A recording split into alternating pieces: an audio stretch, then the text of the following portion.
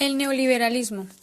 Sus inicios fueron en el siglo XVIII, cuando el escocés Adam Smith propuso la rama económica del liberalismo. Él decía que tanto los inversionistas como los industrialistas debían hacer lo que ellos quisieran con su dinero, pero siempre teniendo en mente el bien propio. Y esto sería el gran motor de la innovación. Él decía que la economía siempre debía ir acompañada de un Estado fuerte nacional, para que el Estado pudiera hacer lo que los industrialistas no pudieran, como carreteras, sistema de justicia, protección de patentes y educación pública.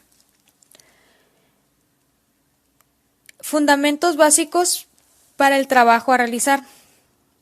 Él decía que la educación era básica para que se realizara un buen trabajo y que si una nación no producía, esta era imposible de que creciera.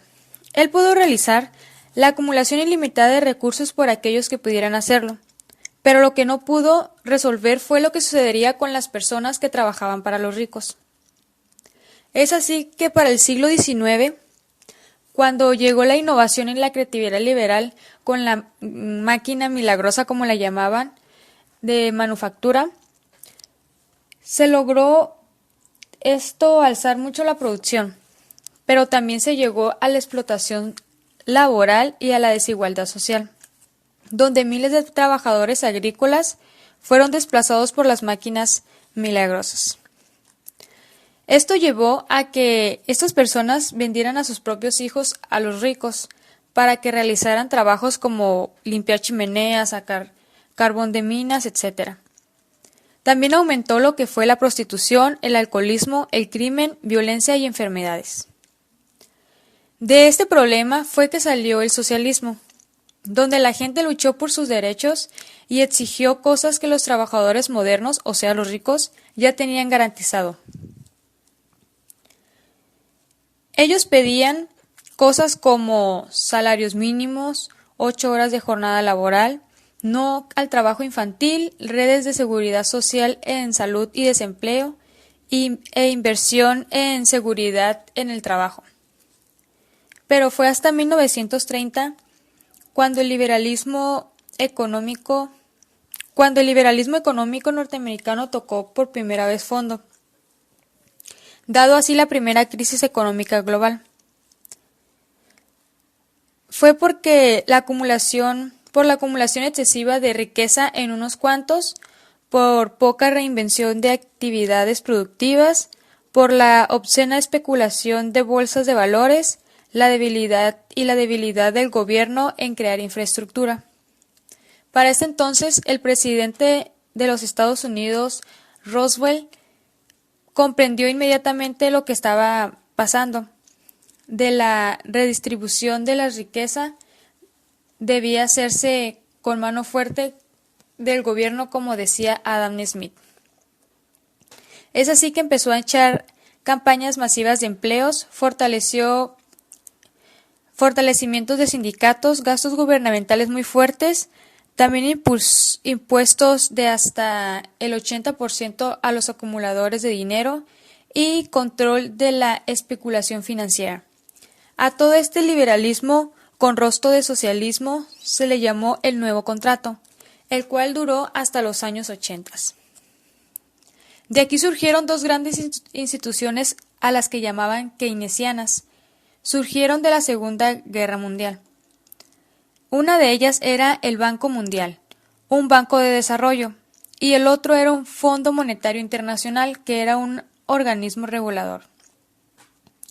Estos fueron el inicio de la planeación de la economía globalizada, donde las naciones deberían advertirse mutuamente de sus estados financieros y evitar otra gran depresión. Todo esto iba bien hasta que surgió una segunda crisis global en los años 70, dejando a la sociedad en pobreza.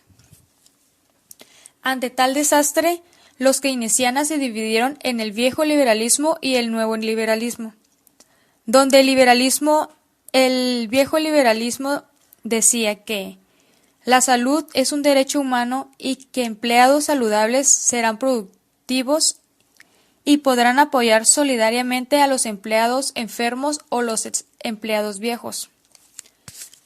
Pero el nuevo liberalismo decía, el Estado debe liberar el monopolio de los servicios de salud y que si un empleado quiere ser productivo debe pagar individualmente sus servicios de salud de ayer, hoy y mañana.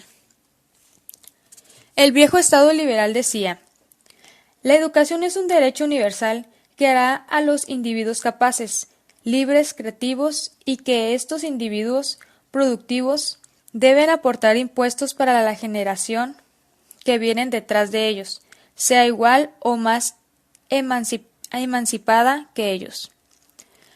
En cambio, los neoliberalistas dicen, el Estado no debe controlar la educación, pues este es un servicio lucrativo, que debe pagar los individuos que deseen hacer a sus hijos, y solo a ellos seres capaces, libres y creativos.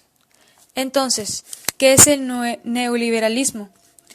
Es la expresión ideológica de un modelo teórico económico, el modelo neoclásico, que considera la mínima, casi nula intervención del Estado en la economía, ya que el mercado es mejor instrumento para asignar eficientemente los recursos de la sociedad. A partir de aquí se derivan toda una serie de políticas económicas que favorezcan al libre mercado. Por ejemplo, la privatización de empresas públicas o paraestatales, la eliminación de los impuestos a mercancías y capitales extranjeros, flexibilidad laboral, recortes al gasto público, desigualdad financiera, apertura comercial a los mercados y la estabilidad macroeconómica como el principal objetivo de la economía. Con la introducción del neoliberalismo como modelo económico de México, el Estado perdió industrias importantes. Una de ellas fue Telmex, que se privatizó. Esta industria, a pesar de estar manejada por el gobierno, es sostenida por particulares. Por ejemplo, también el transporte público en la actualidad es llevado por particulares. También el Estado pierde fuerza día a día con respecto a los aspectos económicos del país. El presidente que tuvo más importancia en este modelo económico fue Carlos Salinas de Gortari, ya que buscó el Tratado de Libre Comercio, que consiste en abrir el mercado para la importación y exportación de productos entre México, Estados Unidos y Canadá. Las características del neoliberalismo es desigualdad de precios, desincorporación de entidades públicas, intervención mínima del Estado como regulador de la economía, proviniendo de los inversionistas y el empleo. La venta de bienes y servicios a particulares, concesiones de la iniciativa privada, eliminación de subsidios y adelgazamiento de aparatos burocráticos. Las ventajas del liberalismo es que hay mayor número de desempleo, hay más impuestos y gastos, inflación y peores salarios.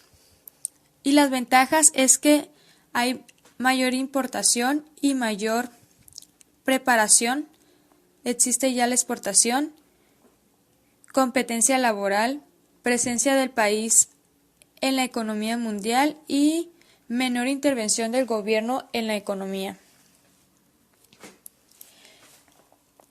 En conclusión, como se puede observar, el neoliberalismo es una guerra contra los pobres. El neoliberalismo solo beneficia a los ricos y al gobierno. Lo que se puede observar en el concepto de la teoría es que el impulso económico que se puede lograr en el país no beneficia al pueblo sino al gobierno. Económicamente y políticamente esta teoría es excelente pero en países desarrollados y con un gran potencial no en México, que es un país en vías de desarrollo.